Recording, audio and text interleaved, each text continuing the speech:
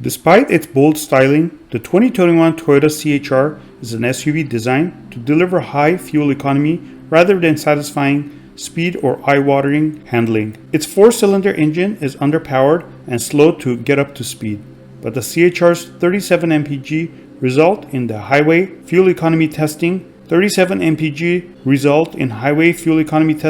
the payoff for your patience. The CHR's cabin is nicely outfitted and brings enough of the exterior's unique styling inside to avoid being ordinary.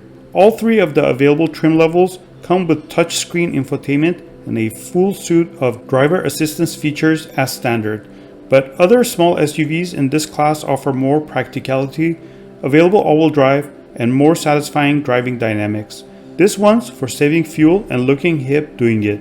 So what's new for 2021? Toyota's smallest SUV receives a boost to its safety for 2021 with an updated suite of driver assistance features. Standard across the lineup is Toyota's Safety Sense 2.0 active safety system, which includes automated emergency braking with pedestrian detection, lane keeping assist with road edge detection, traffic siren recognition, automatic high beam headlamps, and adaptive cruise control with lane trace assist, which keeps it centered in the lane.